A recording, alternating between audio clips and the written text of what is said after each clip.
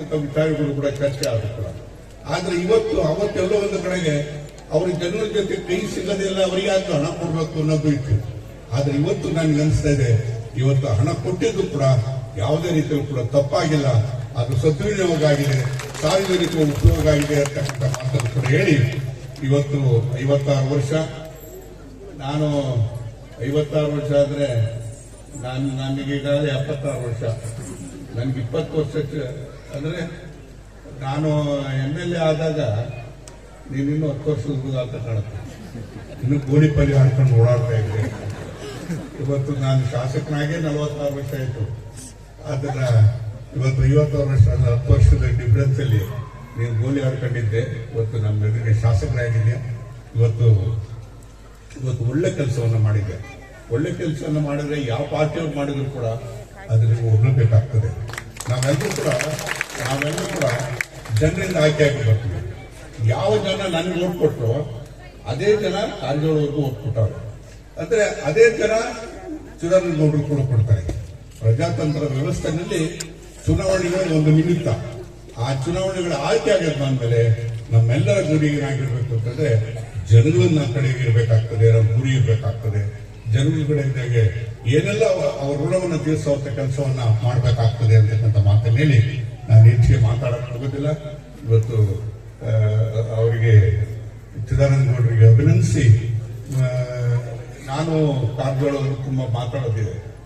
ಇವತ್ತು ಯಾವುದೇ ರೀತಿಯೂ ಕೂಡ ಈಗ ಅನೇಕ ಕಾರ್ಯಕ್ರಮಗಳನ್ನ ಕೇಂದ್ರ ಸರ್ಕಾರದ ಮುಂದೆ ಇರ್ತಕ್ಕಂಥದ್ದು ಒಂದು ಬಹಳ ಮುಖ್ಯವಾಗಿರ್ತಕ್ಕಂಥದ್ದು ಅಂತ ಹೇಳಿದ್ರೆ, ನಮಗೆ Tumakuru to Davanagere railway line ಕೆಲಸ ಆಗ್ಬೇಕಾಗಿತ್ತು. ಆಗ ಲ್ಯಾಂಡ್ ಅಕ್ವಿಸಿಷನ್ ಕಾಸ್ಟ್ನ ಯಾರು ಕೊಡಬೇಕಾಗಿತ್ತು ಅಂದ್ರೆ ರಾಜ್ಯ ಸರ್ಕಾರ ಕೊಡಬೇಕಾಗಿತ್ತು. ನಾವು ಸಿರಾ ಒಂದಕ್ಕೇನೆ 401 ಕೋಟಿ ರೂಪಾಯಿ 401 ಕೋಟಿ ರೂಪಾಯಿ ಲ್ಯಾಂಡ್ ಅಕ್ವಿಸಿಷನ್ ಕಾಸ್ಟ್ ಇತ್ತು. ಆಗ ಸಂಪೂರ್ಣ ಹಣವನ್ನ ಸಿರಾ ತಾಲೂಕಿಗೆ ಕೊಟ್ಟ ಪ್ರಯುಕ್ತ ಇವತ್ತು ಆ ಲ್ಯಾಂಡ್ ಅನ್ನ ಹ್ಯಾಂಡ್ ಓವರ್ ಮಾಡುವಂತ ಕೆಲಸವನ್ನು ಮಾಡಿ ಇವತ್ತು ಕೇಂದ್ರ ಸರ್ಕಾರ ಟೆಂಡರ್ ಆಯಿತು. ಇವತ್ತು ಮಂಜೂರಾತಿ ಆಗಿದೆ. 700 ಕೋಟಿಗೆ ನಮಗೆ ಸಿರಾದಲ್ಲಿ 53 ಕಿಲೋಮೀಟರ್ನಲ್ಲಿ ರೈಲ್ವೆ ಲೈನು ಕೂಡ ಇವತ್ತು ಮಂಜೂರಾತಿ ಆಗಿದೆ.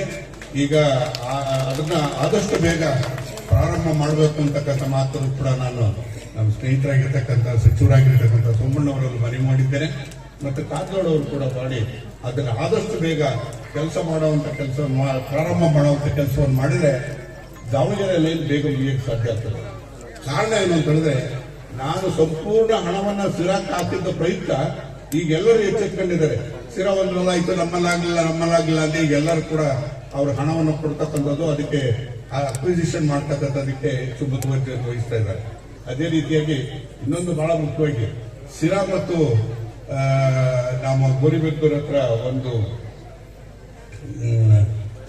ಬೈರನಹಳ್ಳಿ ಕ್ರಾಸ್ಗೆ ಗಡ್ಕರಿಯವರು, ಯಾಕಂದ್ರೆ ನಾನು ಒಂಥರ MP ಇದ್ದಂಗೆ ನಮ್ಮ ಜವಾಬ್ದಾರಿಕೆಯಿಂದ ನನ್ನ ಕಾರ್ಯಭಾರ ಯಾಕಂದ್ರೆ ನಾನು ಪಾರ್ಲಿಮೆಂಟ್ ಹೆಚ್ಚು ನಾನು ಸಂಸತ್ ಸದಸ್ಯರ ಜೊತೆಲೇ ಇರಬೇಕಾಗುತ್ತೆ, ಕೇಂದ್ರ ಸರ್ಕಾರದ ಜೊತೆಯಲ್ಲಿ ವ್ಯವಹರಿಸಬೇಕಾಗ್ತದೆ. ಅದು ನನ್ನ ಜವಾಬ್ದಾರಿಕೆ ಆಗಿರ್ತದೆ. ಹಾಗಾಗಿ ಎಲ್ಲೋ ಒಂದು ಕಡೆಗೆ ನಮಗೆ ನಿತಿನ್ ಗಡ್ಕರಿ ಅವರು ಕೂಡ ಅದನ್ನ ಮಂಜೂರಾತಿಯನ್ನು ಮಾಡಿ, ಈಗ ಮಂಜೂರಾತಿಯಾಗಿ 1300 ಕೋಟಿಗೆ ಮಂಜೂರಾತಿ ಆಗಿದೆ. ಈಗ ಅದಕ್ಕೆ ನಾನೇನ್ ಮಾಡಿದ್ದೀನಿ ಅಂತಂದ್ರೆ 1300 ಕೋಟಿ ಇರೋದನ್ನ 2 ಭಾಗ ಮಾಡಿಸಿದ್ದೇನೆ. ಸಿರಾ ಟು ಬಡವನಹಳ್ಳಿ ಟು ಬೈರನಹಳ್ಳಿ ಅಂತ ಹೇಳಿ ಇದು 750 ಕೋಟಿಗೆ ಮಂಜೂರಾತಿ ಆಗಿದೆ. 7ನೇ ತಾರೀಕು ಮುಂದೆ ಫೈನಾನ್ಸ್ ಕಮಿಟಿ ಮುಂದೆ ಬರ್ತಾ ಇದೆ.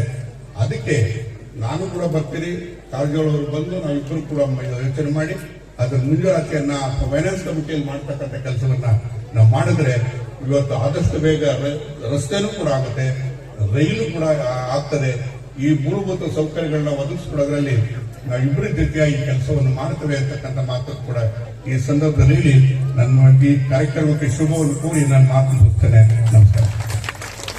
ದೆಹಲಿಯಲ್ಲಿ ಅಲ್ಲಿ ವಾಟ್ಸ್ಆಪ್ ಅಲ್ಲಿ ಬರ್ತಾ ಇರ್ತಕ್ಕಂಥದ್ದು speeches, reserve bank governor speeches ಬರ್ತದೆ, ಫೈನಾನ್ಸ್ ಮಿನಿಸ್ಟರ್ ಸ್ಪೀಚ್ಗಳು ಬರ್ತದೆ.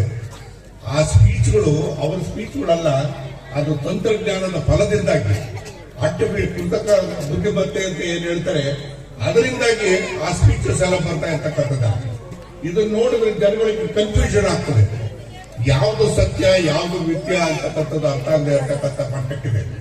ಈ ತಂತ್ರಜ್ಞಾನವನ್ನ ಮೆಟ್ಟಿ ನಿಲ್ಲಬೇಕಾದಾಗ ಇವತ್ತಿನ ಮಕ್ಕಳಿಗೆ ತಂತ್ರಜ್ಞಾನದ ಜೊತೆಗೆ ಬಂದಿರತಕ್ಕಂಥ ಮಕ್ಕಳು ತಂತ್ರಜ್ಞಾನವನ್ನು ಅರ್ಥ ಮಾಡಿಕೊಂಡು ತಂತ್ರಜ್ಞಾನ ಯಾವತ್ತೂ ಕೂಡ ಅದಕ್ಕೆ ದಾಸರಾಗದೆ ಇರತಕ್ಕಂಥ ರೀತಿಯಲ್ಲಿ ಶಿಕ್ಷಣವನ್ನು ನಾವು ಉಳಿಸಬೇಕಾದಂತ ಪರಿಸ್ಥಿತಿ ಇದೆ.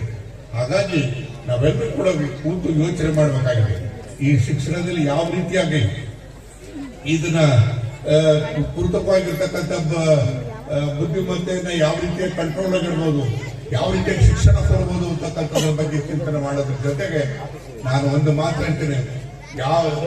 ನಾನು ಮೊನ್ನೆ ಎಲ್ಲೋ ಒಂದು ಕಡೆ ಊಟ ಮಾಡ್ತಾ ಕೂತಿದ್ವಿ, ಅಲ್ಲಿ ಗಂಡ ಹೆಂಡತಿ ಊಟ ಮಾಡ್ತಾ ಕೂತಿದ್ವಿ. ಒಂದು ಮಗು ಸುಮಾರು ಒಂದು 2 ವರ್ಷದ ಮಗು ಅಳ್ತಾ ಇತ್ತು. ಆ ಮಗುಗೆ ಏನೆಲ್ಲ ತಿಂಡಿ ತಿನ್ಸಿರೋ ಅಳೋದನ್ನ ನಿಲ್ಲಿಸ್ಲಿಲ್ಲ.